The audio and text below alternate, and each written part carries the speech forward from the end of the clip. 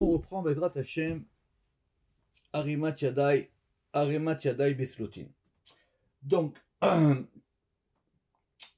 voilà comment je vois les choses maintenant. D'abord, textuellement, ça avait été noté dans le groupe, la meilleure explication d'après le Ramak, elle se trouve dans Shar Atzartzachot, au chapitre 6.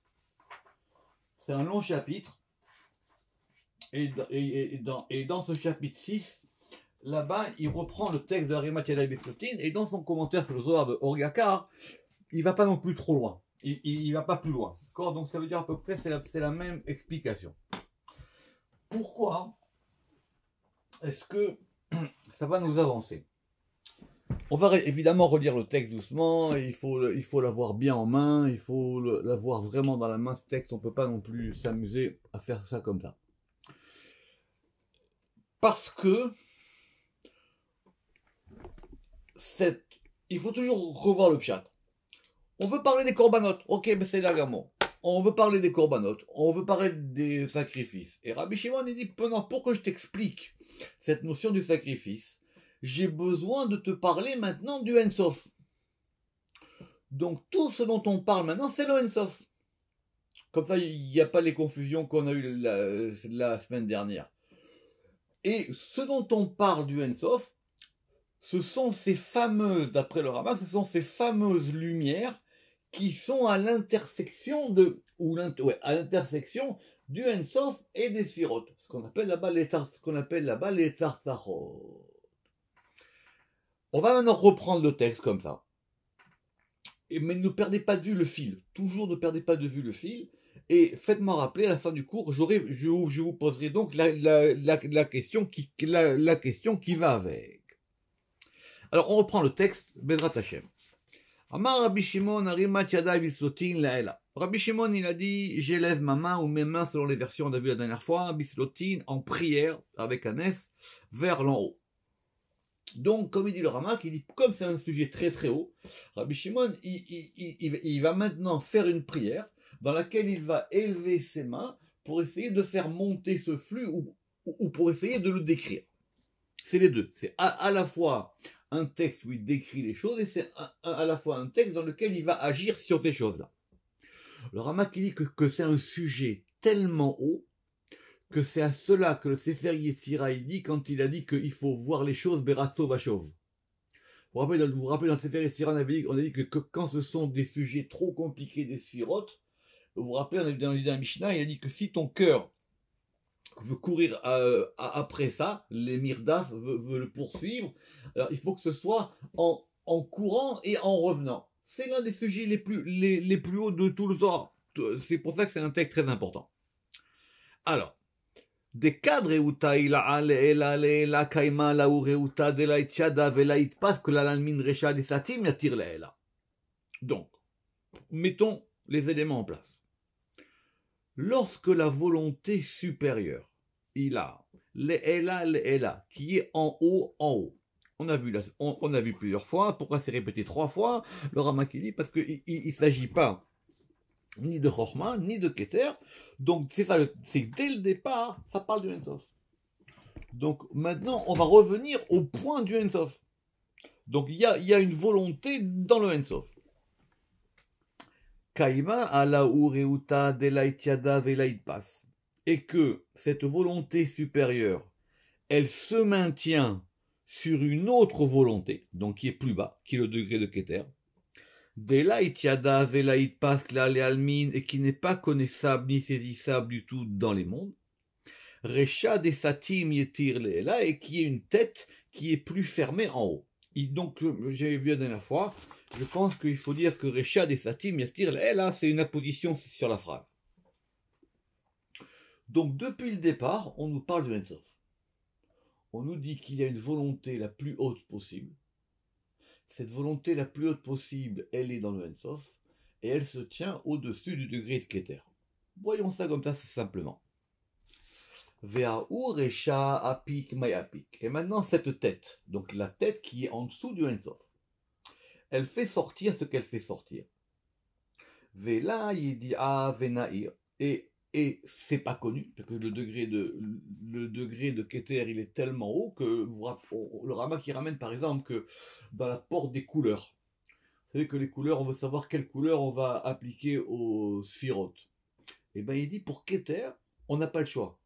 Soit c'est un blanc absolu, soit c'est un noir absolu. Alors il dit comment ça un noir? Pas un noir qui est l'absence de couleur. Le noir qui serait la non-couleur par excellence. C'est pas un noir que quand on enlève les choses, à la fin, on arrive au noir. C'est que maintenant, c'est une couleur tellement haute qu'on fait plus de distinction entre le noir et le blanc. Donc c'est le degré le plus haut, ce degré de Keter. Venaïr maïdenaïr. Et ce degré de Keter, il va illuminer ce qu'il illumine, c'est-à-dire que évidemment, ça produit une lumière. On la connaît pas cette lumière, elle n'est pas accessible, mais elle va quand même produire quelque chose. Kula besetimu, et tout ça, ça se fait de façon fermée. Tout ça, ça se fait en fermeture. Reuta de marshava ilaha, les mirdaf abatre.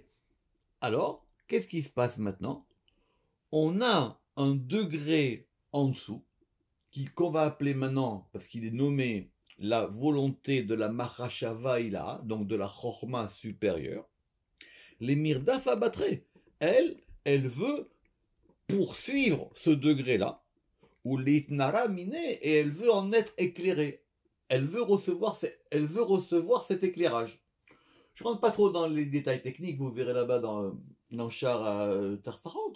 Il dit qu'en fin de compte, ce degré de Chorma, l'homme méchané, que ce soit Chorma ou Chorma de Keter, on va pas rentrer dans les détails comme ça, c'est trop compliqué ici. On va dire simplement, ce degré-là, il veut recevoir.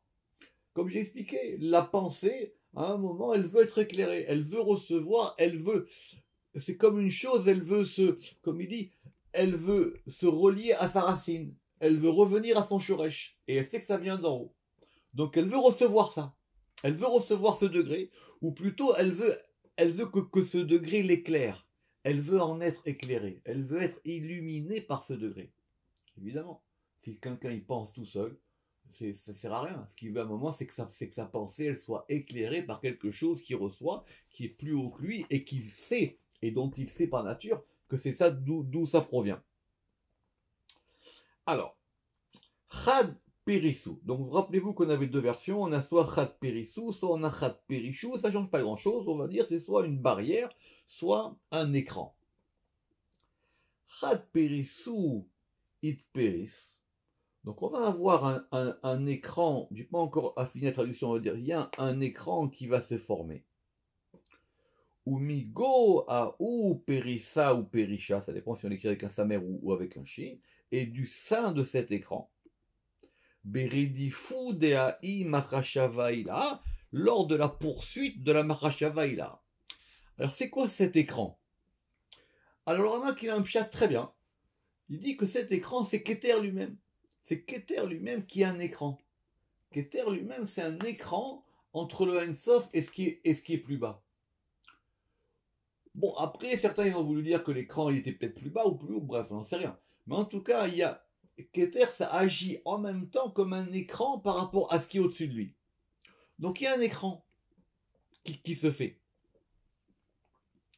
Mais maintenant, n'oublions pas que notre Mahashava, notre pensée supérieure, elle veut poursuivre ça, elle veut remonter, elle veut prendre elle veut être éclairée, elle veut recevoir cette chose-là. Ça manque pas des versets où le roi David il dit que je veux aller plus haut, je veux recevoir cette lumière-là. Maté, vela maté. Alors, cette volonté, donc retenez surtout le mouvement. Il y a quelque chose qui est en haut. Maintenant, ce quelque chose qui est en haut, il va éclairer. Il y a quelque chose qui est plus bas, qui est la Mahashava, qui veut recevoir cette chose qui est plus haut. Mais elle se heurte à un écran. Alors, elle se heurte à un écran. Alors, le Zohar, il dit ici, maté vela maté. Elle va atteindre et elle ne va pas atteindre. Alors là, qui dit, qu'est-ce qu'elle atteint? Elle atteint qu'au moins, elle arrive au degré de l'écran.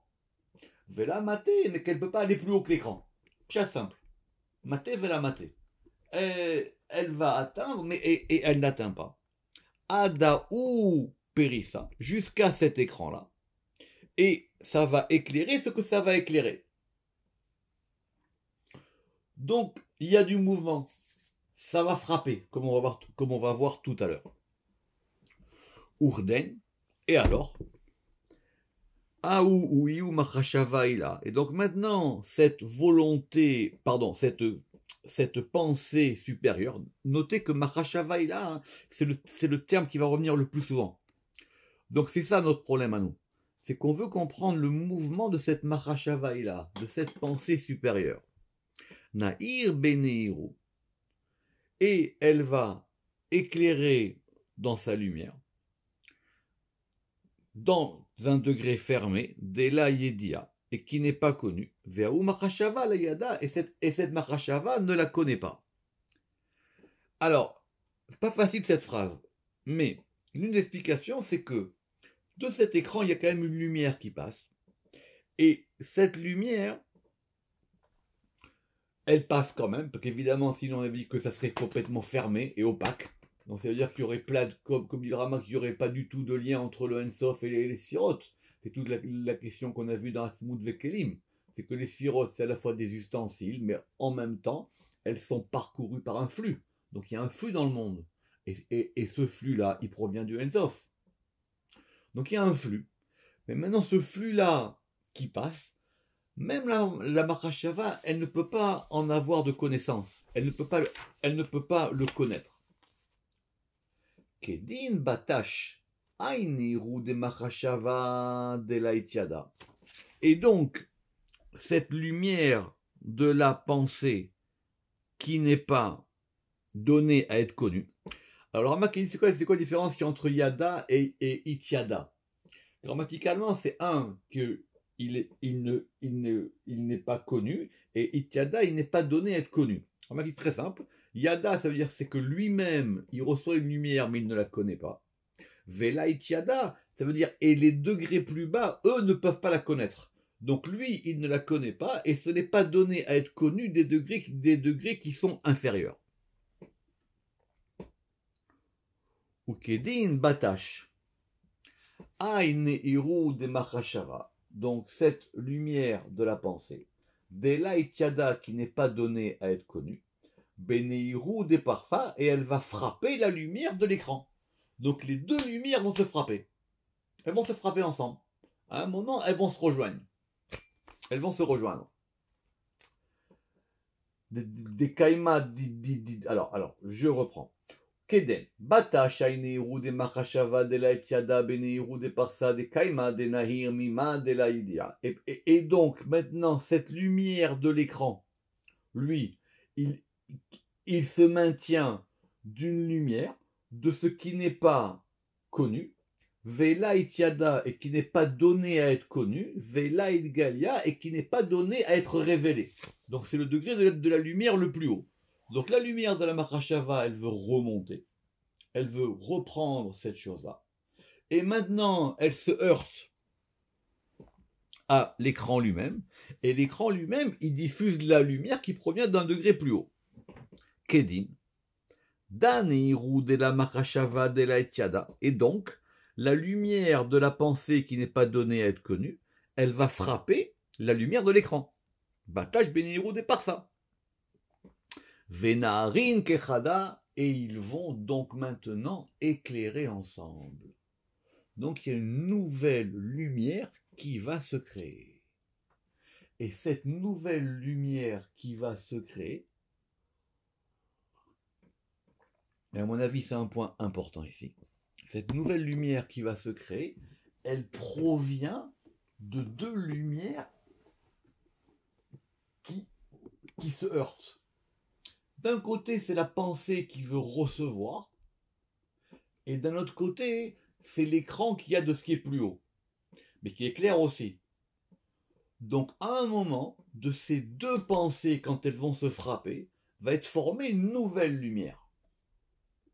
Et c'est cette nouvelle lumière maintenant qui nous intéresse. Que la pensée, elle veuille remonter plus haut on sait, Pseder, Gamour, n'importe quelle personne sensée, elle veut essayer dans le monde de s'élever. Elle veut essayer d'aller plus haut. À plus forte raison, la Mahashava. Qu'il y ait quelque chose qui arrive d'en haut, mais qui ne soit pas connu, Pseder, Gamour, on le sait aussi. Mais maintenant, de ces deux mouvements, ils vont se croiser, enfin, ils vont se percuter. Et quand ils se percutent, ils vont créer une nouvelle lumière. Et cette lumière-là, Venarin Kechada, Veitavidu Tesha Echalin, et ça va former 9 palais.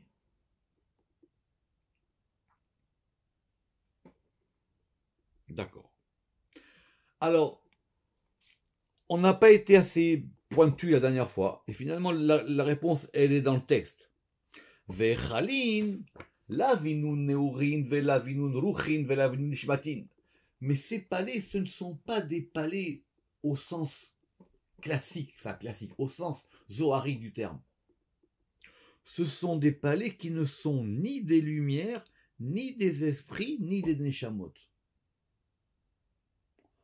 Donc il ne s'agit pas des palais dont on a parlé dans Parashat Pekoudé là-bas. Il ne s'agit pas des palais qui sont à l'intérieur des mondes et des sphirotes. C'est beaucoup plus haut. Alors ça veut dire quoi? Lavinun neurin, velavinun ruchin, velavinun nishmatin. Ils ne sont pas ni des lumières, ni des rouach, ni des neshama. Le Ramak, il a un très bon pshat là-dessus. Il dit que les neurin, c'est nefesh, ruchin, c'est rouach, et nishmatin, c'est neshama. Donc on n'est même pas au degré de nefesh, rouach, neshama. C'est quoi nefesh, rouach, neshama? Mais d'abord d'être les 3 degrés de l'âme. Ce sont les 3 degrés qui proviennent de Keter, Chorma et Bina. Donc on est encore plus haut. Donc ça va former des palais. Mais ces palais, comme il va dire, c'est la racine de tout ce qui viendra après. Ce sont des palais qui sont les palais des palais, si on peut dire ainsi. Vela itman de kaimabeu, et personne ne peut s'y maintenir. Donc je reprends, n'oubliez pas ça.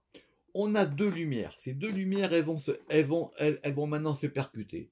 En se percutant, c'est la lumière du Ensof qui veut éclairer en bas et la lumière de la Mahashava qui veut s'associer à sa source.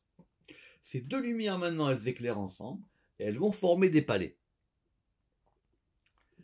Reuta de kol tesha neurin de kaima kulehu bemachashava diyuchad minaiu bechushbana kulehu lemirda batrahu beshata de kame bemachashava velamitpatian velaitchadeu. Évidemment, la phrase elle est très longue. Comme elle est très longue, c'est très compliqué. Alors, on reprend.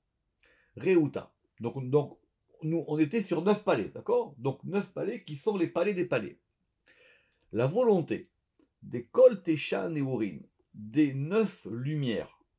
Donc, ce sont... Alors, c'est une bonne question. Si on a dit que ces palais, ce ne sont pas des lumières, alors maintenant, pourquoi tu me dis qu'il y a 9 lumières? Très bonne question. Des kaime kuleu bemachashava, qui se tiennent tous dans la pensée. Des iu chad minaiu, qui est l'une d'entre elles, comme il a dit M. Seban. Donc, c'est pas 9 plus 1, c'est 9 avec 1 à l'intérieur. Donc, alors, c'est là où ça devient un peu pointu.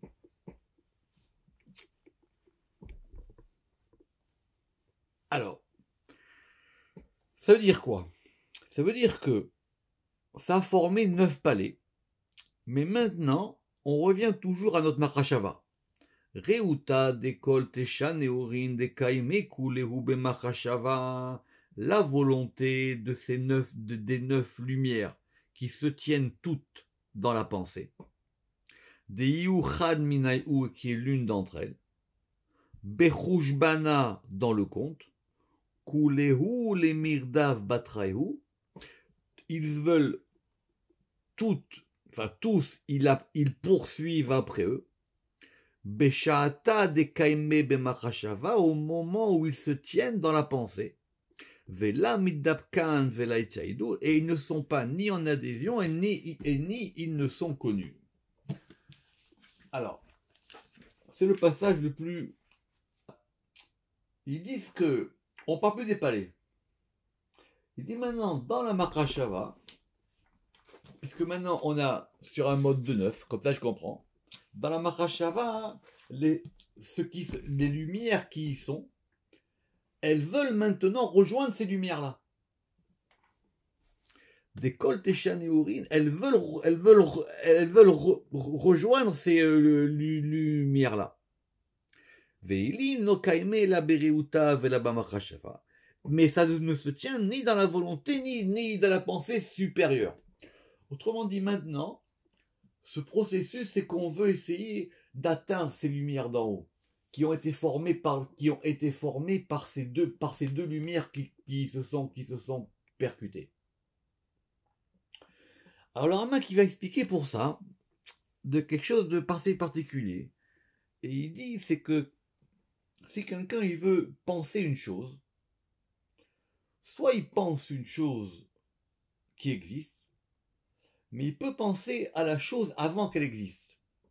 C'est-à-dire quoi? Admettons que je veux me figurer quelque chose. Alors je peux la figurer de la manière la plus subtile. Mais si maintenant je veux essayer de me figurer, c'est pas l'essence de la chose, mais c'est-à-dire le point le plus subtil de ce qui est avant même l'existence de cette chose-là. Imaginez, avant même de créer une chose, je vais penser à la chose. Alors c'est ce degré-là, c'est-à-dire que maintenant, cette Mahashava, elle va essayer de figurer ces éléments-là. Veilun, laikaime la bereuta vela bamachashava ela, tafsin ba vela tafsin, et donc maintenant ils vont saisir et ils ne vont pas saisir. Behilu kaime kol raze de memenuta. Et dans ceci, Beilen, et dans ceci vont se tenir tous les secrets de la Emouna. C'est-à-dire quoi, tous les secrets de la Emouna? Alors Rama qui dit, c'est parce que c'est dans cette volonté maintenant de la pensée de remonter vers le Ensof, et dans ces éléments qui vont se mettre ensemble, que là-bas tout se tient. C'est là-bas que va se tenir Kol Raza de Memenuta, Be'elu, Orot Anelamim Adakim, dans ces lumières cachées subtiles, Teluim Kol Asfirot. C'est de ça dont va dépendre toutes les sphirotes. Vekol Atzilut Kulo Bichlal Biprat. Et toute l'émanation entière de façon générale et détaillée. Mitam Shehem Atzartzachot Enelamot. Parce que c'est ça ici qu'on va appeler ces degrés qu'on appelle les Tzartzachot. Donc ce sont les plus hauts degrés de lumière possibles.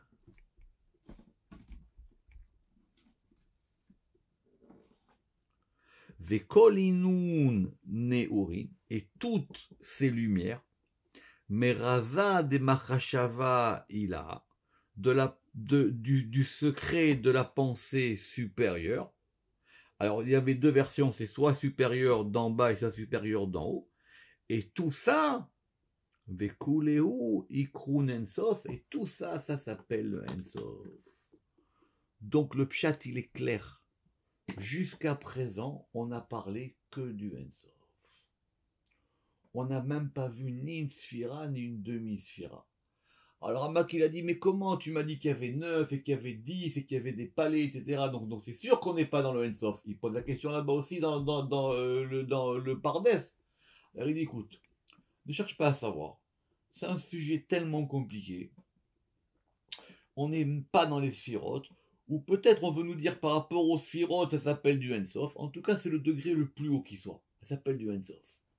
Et ce degré du Ensof qu'on peut maintenant décrire, qui est formé par ces lumières-là, parce que c'est le Ensof évidemment en relation avec ce qui va se passer plus bas, c'est le mouvement de la pensée.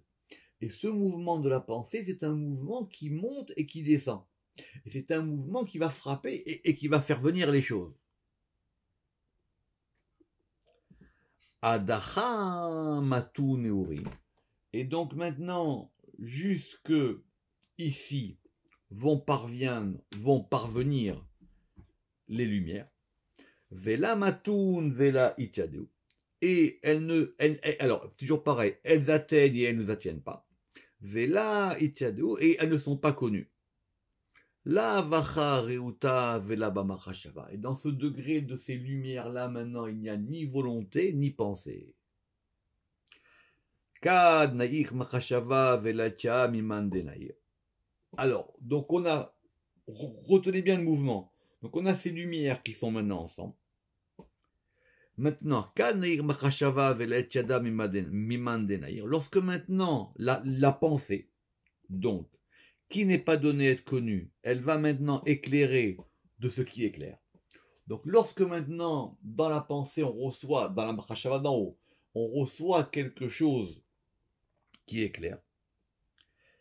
Kedin itlabesh veastim gobina. Alors maintenant, ça va s'habiller et ça va se cacher à l'intérieur de la bina.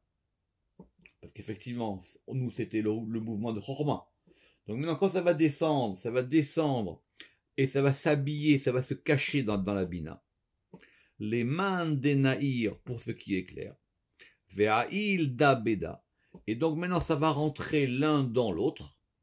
Adid kalilou kuleu kechada, jusqu'à ce qu'ils soient tous totalisés ensemble.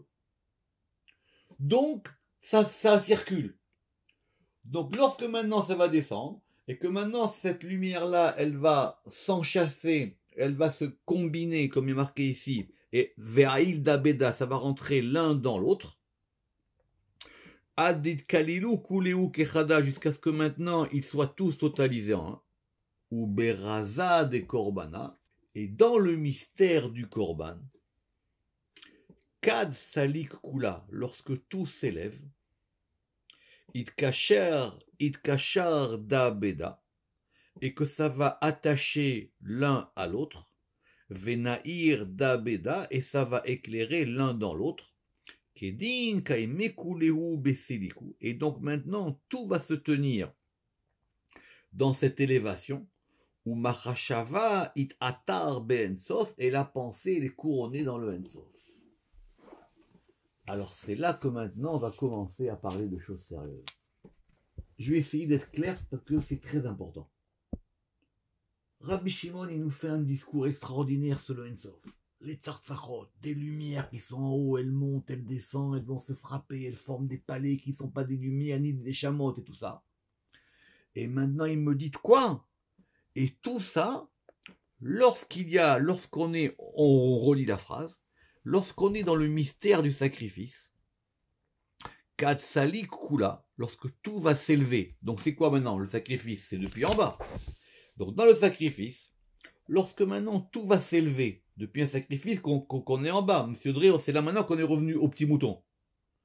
Ou Braza de Korbana, Katsali Kula, lorsque maintenant tout va s'élever, Itkashar da beda, et que donc tout va être maintenant attaché l'un à l'autre, Venaïr da beda, et que ça va éclairer l'un dans l'autre, Kedin kaime kuleu, alors maintenant tout va se tenir, Beseliku, dans une élévation, où Mahashava it atar be ensof, et la pensée, elle va se couronner dans le ensof. Rabbi Shimon, il est en train de nous dire que le korban, c'est ça. Nous, on pensait que c'était quoi? On pensait que c'était, on prend un petit agneau, j'ai fait des fautes, je mets mes fautes sur l'agneau, je le tue, le Kohen il prend sa part, machin, ça passe au Beth Amikdash, il y a une administration, on va le couper, le découper, et voilà, j'ai fait un korban et je rentre chez moi. Rabbi Shimon, il est en train de dire que si je veux comprendre le principe du sacrifice, c'est le principe le plus haut qui soit. Je ne peux pas comprendre ce degré-là si je ne comprends pas comment se passent les lumières du Ensof. Comme il m'a dit mon frère, Korban, c'est Kerev Nun. C'est rapprocher le Nun. Pourquoi? Parce que le Ramak il nous dit que la solution, elle est expliquée dans le Zohar. Et on le fera, si Dieu veut, la semaine prochaine, dans Vaïkra. Dans Vaïkra, là-bas, il y a marqué, évidemment, dans Vaïkra, on parle des korbanot, il y a marqué Korban Lachem. C'est un sacrifice pour Dieu. Et dans le Zohar, on a dit, c'est quoi ce mot de Korban? C'est quoi ce mot de Korban? Alors évidemment, tout le monde dit que Korban, c'est rapprocher. C'est un rapprochement pour Dieu, ou vers Dieu. Le Zohar, là-bas, il a dit, Loamar Kirouv. Si vraiment tu avais voulu me dire que c'est un rapprochement, tu m'aurais dit Kirouv. Oh, tu m'aurais dit Krivut. Sheaya Nire Inyan Echad. Anikrav Lachem. Et donc j'aurais compris que c'est quelque chose que je rapproche de Dieu. Pourquoi tu m'as fait ce néologisme qui s'appelle Korban, dans lequel j'entends la notion de Kirva, je suis d'accord, mais tu m'as pas dit Kirva. Comme il a dit, tu m'as pas dit Kirvout. Et là, Amar Korban, chez où Poel Boded. Et donc, c'est une espèce de verbe, c'est un apax. C'est un espèce de verbe solitaire. Chez où Poel Boded, Mekor Omed, et c'est quelque chose qui, Beshem Atzmo, qui se tient dans un nom particulier. Pourquoi? Parce que si tu me dis qu'il s'agit de rapprocher, il y a d'autres choses par lesquelles je peux me rapprocher de Dieu. Ça manque pas. Si le principe c'est de se rapprocher de Dieu, ça manque pas. Ici, c'est un rapprochement particulier.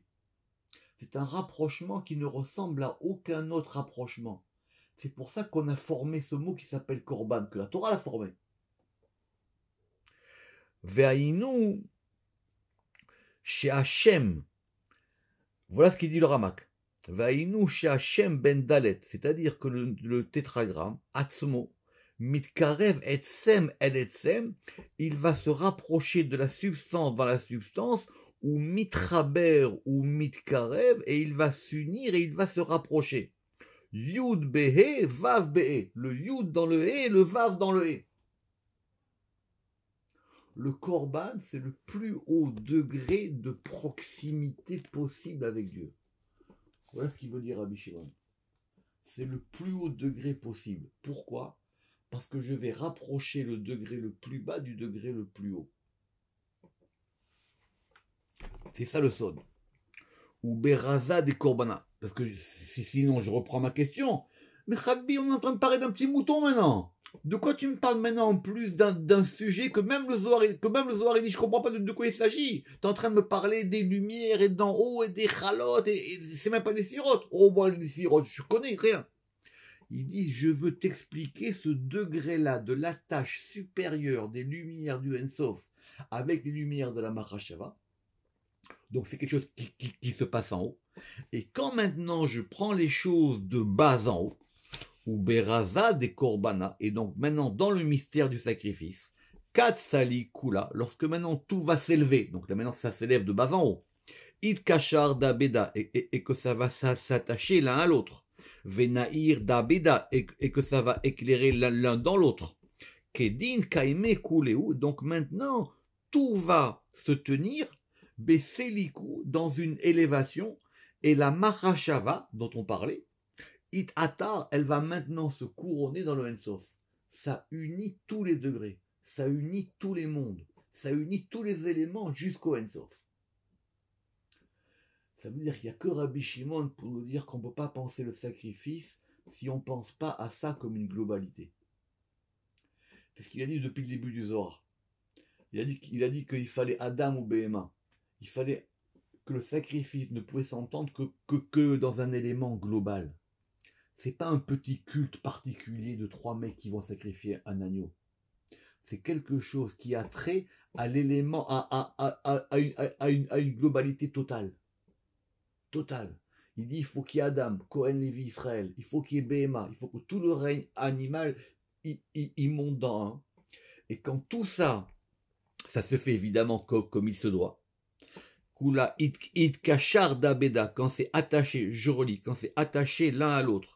Venaïr dabeda, et que ça éclaire l'un dans l'autre. Kedin kaime kuleu. Alors maintenant, tout va se tenir dans une élévation, et la Mahashava et la pensée, elle va être maintenant couronnée par le Ensof. On continue.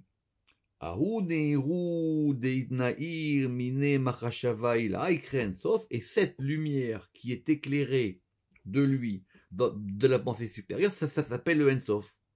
Umene eshtakar vekaima venair leman denair alda kula kaim. C'est la dernière phrase. Laissez-moi juste. C'est ça, la reprendre. Et cette lumière-là qui éclaire de la Mahashava là, Velayada, et ça s'appelle le N, parce que maintenant, de lui va se trouver, et se maintient, éclaire ce qui éclaire, Ve'alda Kaim, et c'est sur ça que ça se tient. Zaka, et heureuse les parts des justes dans ce monde-ci et dans le monde qui vient. Maintenant, tout est clair. Tout est clair. On a relié les choses au Ensof. Si vous me trouvez une autre mitzvah dans le Zohar où on dit que la chose elle est liée au Ensof, vous pouvez venir me voir. Il n'y en a pas d'autre. Il n'y a pas d'autre. Il n'y a pas d'autre. C'est ça que le Ramak, il a tout expliqué depuis le début. Il dit parce que ce degré du sacrifice, c'est le degré le plus haut possible auquel on peut arriver. Donc il n'y a que Rabbi Shimon qui peut nous dire que ce degré du sacrifice, c'est le degré le plus haut possible, qui est clair et qui va rapprocher tous les degrés. Alors, on comprendra maintenant pourquoi il lui a fallu ça pour répondre à la question de Rabbi Lazare. C'était quoi la question de Rabbi Lazare? Il dit, mais dis-moi papa, est-ce que quand on fait un sacrifice, est-ce que le Ketz, lui aussi, il va manger? Vous vous rappelez, est-ce qu'il va en profiter? Il a répondu, mon fils, le sacrifice, ça monte Kohen Sof. Alors c'est sûr que maintenant, tout va passer par là. Y compris ta petite question que tu as. On reverra ça plus techniquement la prochaine fois. Baruch Adonai Le'olam. Amen ve Amen.